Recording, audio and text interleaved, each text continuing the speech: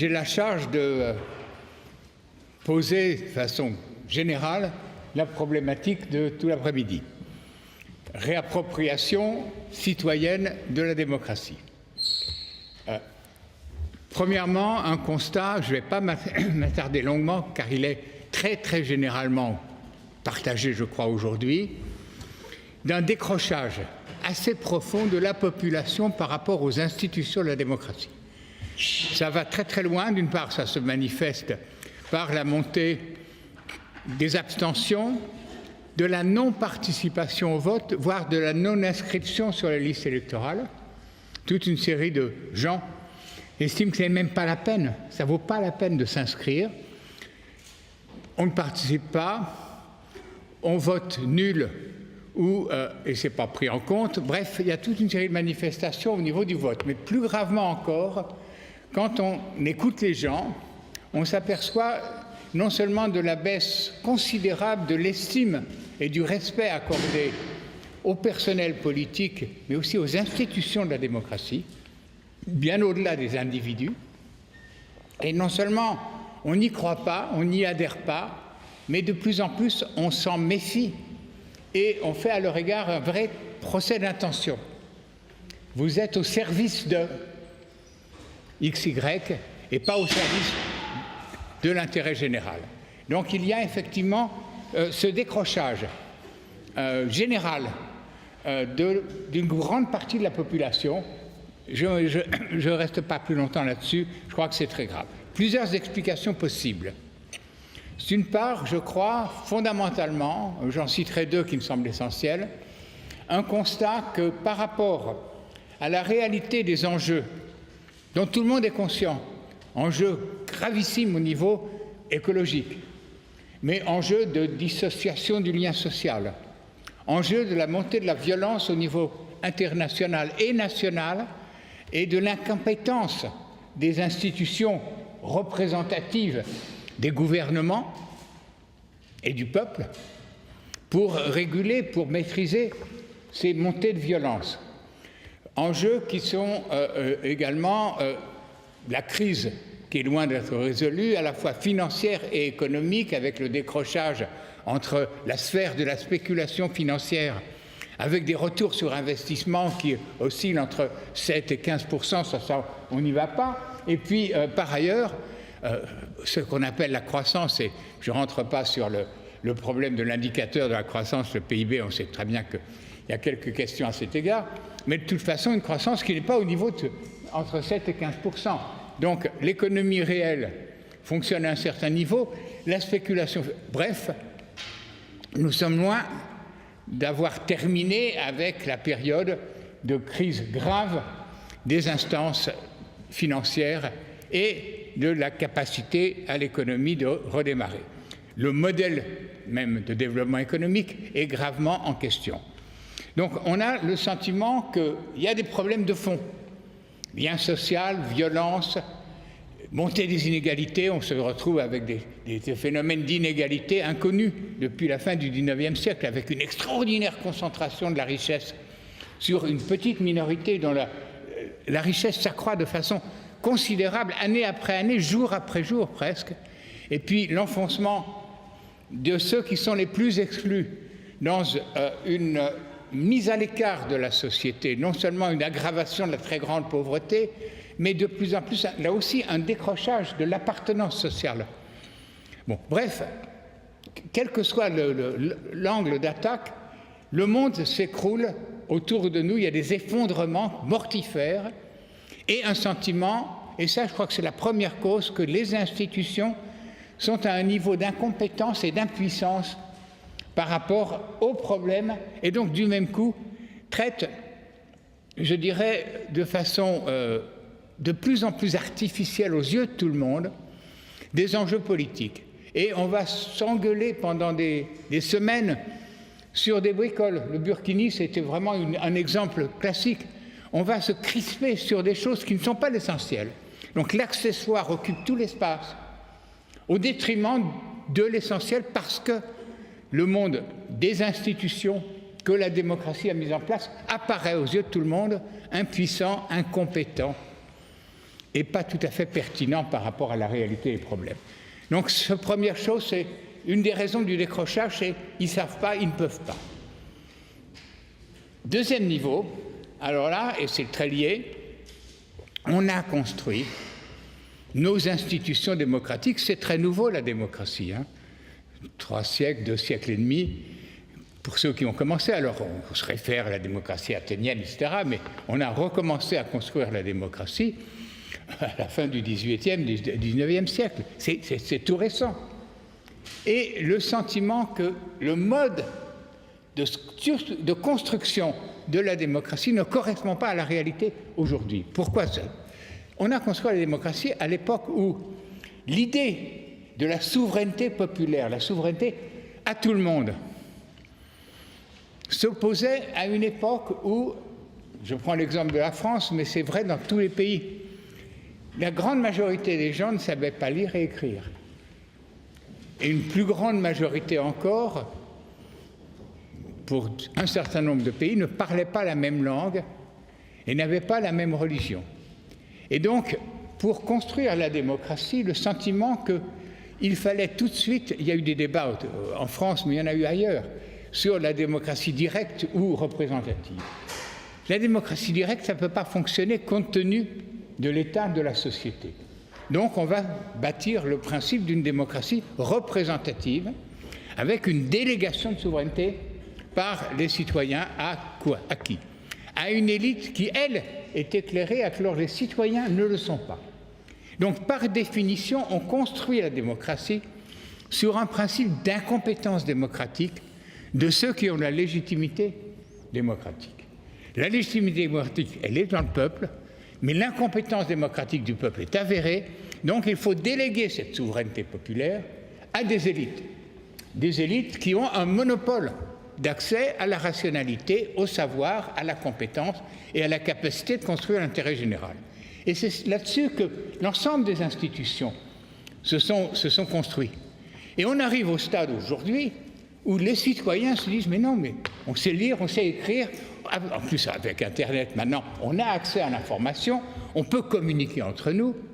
On n'a pas besoin de cette mécanique de dépossession de notre capacité citoyenne au nom de la représentation et de la délégation. Et donc, vous avez des citoyens qui mettent en cause le principe même de la légitimité du mécanisme fondateur. Et ça, je crois que, alors je le formule avec un langage de sociologue, mais je crois qu'à la base, c'est véritablement le fondement de cette crise démocratique. Donc, à partir de là, premier constat qui est tout à fait important, c'est que les citoyens ont le sentiment qu'ils ne savent pas, ils ne peuvent pas. Eh bien, on va s'en occuper nous-mêmes. Ils ne nous reconnaissent pas, mais on le fait quand même. Et donc, en même temps qu'il y a ce détachement de l'institution démocratique, il y a une formidable effervescence d'initiatives citoyennes qui, dans tous les champs de la vie sociale, sont en train d'inventer un autre monde capable de répondre aux vrais enjeux. Alors sur les enjeux écologiques, sur les enjeux de l'accès au savoir et l'accès à l'école, sur les enjeux de la maîtrise de sa santé, sur les enjeux de la mobilité, sur la façon d'habiter, etc., etc., on s'aperçoit qu'une autre société est déjà en train de se construire. Problème, comme on se méfie des institutions, on se méfie aussi de tous ceux qui disent « on va vous organiser », y compris des associations. Je suis un vieux militant associatif et je ne renie aucun de ces engagements qui sont encore très présents dans mon activité. Mais malgré tout, le phénomène associatif relève aussi, d'une certaine façon, de cette idée de la délégation. Et donc, on a énormément de mal à faire émerger comme une force sociale capable de peser dans le débat cette masse considérable d'intelligence et d'action et d'initiative citoyenne. Et donc, un des premiers problèmes, je crois, c'est celui de l'ouverture, de l'accès à l'élaboration de la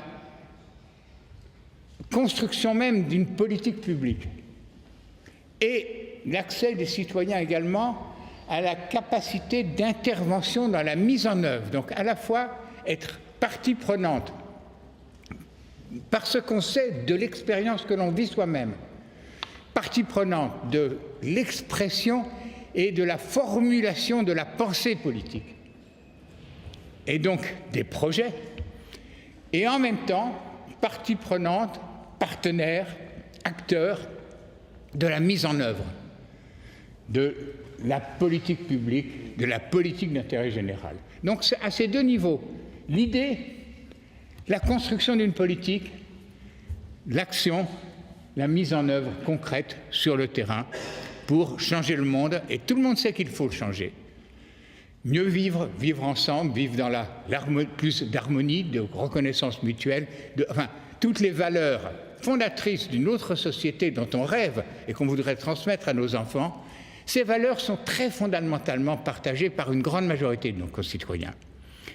Voilà, donc l'enjeu, je crois, aujourd'hui, je ne veux pas être plus long, l'enjeu, me semble-t-il, c'est comment, effectivement, quels sont les outils pour ouvrir aux citoyens la visibilité et la capacité d'écoute des institutions, de ce dont les citoyens sont porteurs comme idées nouvelles, compte tenu du savoir d'expérience dont ils disposent. C'est plus le savoir savant des gens qui partent des mécanismes d'abstraction du réel. On arrive à recomposer la réalité du réel par de concepts, toute la mécanique de construction d'un savoir savant, qui est absolument, enfin je suis universitaire, je ne vais pas cracher dans la soupe, mais en même temps, cette extraordinaire réalité de ce que j'appelle le savoir d'expérience. Ce qu'un chômeur vit, il sait des choses sur le chômage que tous ceux qui règlent les problèmes et qui essayent de régler les problèmes du chômage ne savent pas. Donc il faut conjuguer le savoir de l'Agence pour l'emploi et le savoir des chômeurs. Ce que des enfants, une famille dont les enfants sont en difficulté scolaire, ils savent des choses sur la difficulté scolaire que ceux qui gèrent l'école ne savent pas. Et donc si on veut lutter contre l'exclusion, etc., il faut, etc., quel que soit le champ. En matière sanitaire, on le sait de plus en plus, que le savoir médical ne peut pas se passer du savoir de la personne qui vit une maladie. Ce que le malade sait de sa maladie et la capacité du corps médical et de l'institution médicale à écouter, entendre et construire le remède à partir de ce que le malade sait de sa maladie.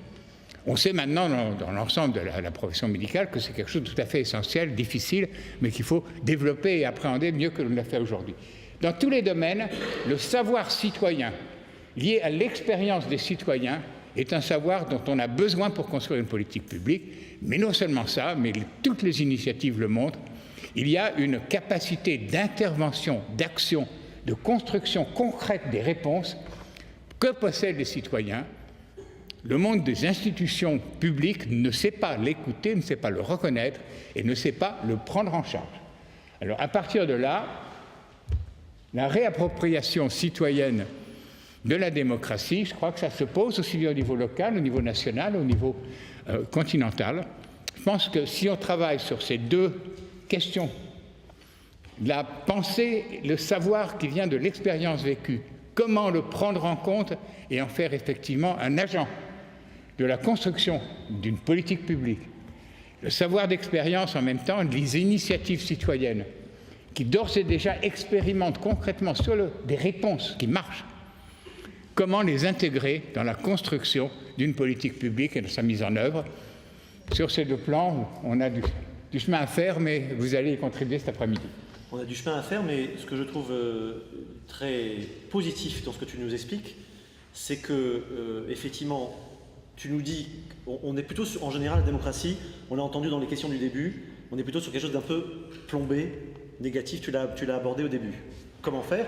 Et là, tu nous expliques que peut-être, et que finalement, les deux premières interventions sont quasiment une preuve de ce que tu avances, c'est qu'on est dans une transition entre un monde où la démocratie, pour des raisons historiques, s'est construite d'une telle manière, peut-être, moi je dirais même encore, suite à la Deuxième Guerre mondiale, les 30 Glorieuses, l'accès à plein de choses, mai 68 en France, un éclatement, des gens qui peuvent maintenant prétendre à récupérer un peu de pouvoir qu'ils avaient pour l'instant délégué. Et maintenant, on est dans cette zone intermédiaire où, par contre, on ne l'a pas encore formalisé. On ne l'a pas encore travaillé de dire il faut qu'on passe à autre chose. On ne doit pas tout jeter du bébé et de l'eau du bain.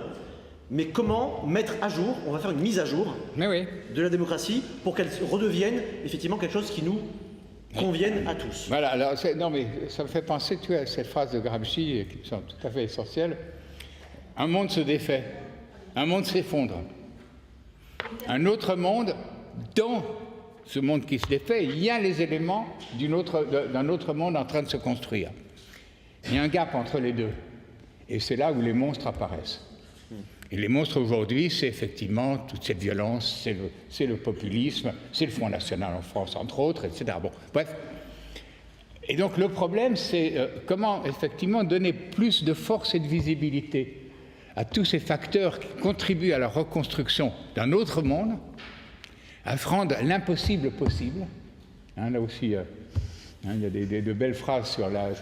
Bon, je pense... Si, une phrase quand même qui... pour moi est très belle, c'est l'utopie. Parce qu'on est en train de parler d'utopie. L'utopie, le seul réalisme capable de résoudre les problèmes non résolus. Donc l'impossible ne peut être résolu que grâce à l'utopie, mais l'utopie permet de résoudre les problèmes. Donc nous sommes porteurs, tous ces mouvements sont porteurs d'un rêve. Mais ce rêve, il se met en œuvre concrètement dès aujourd'hui dans de micro-mains. Comment faire de cela une force capable de transformer le monde? Je crois que c'est vraiment notre... Et puis en plus, j'ai un sentiment d'urgence. Je me dis, on a quelques années avant que ces logiques mortifères à l'œuvre dans tous les domaines ne convergent pour nous entraîner vers l'abîme. Donc il faut y aller tout de suite. Je sais pas si ça... Très bien Jean-Pierre, merci. Donc si vous voulez, il y a déjà des gestes, je vois déjà des mains qui...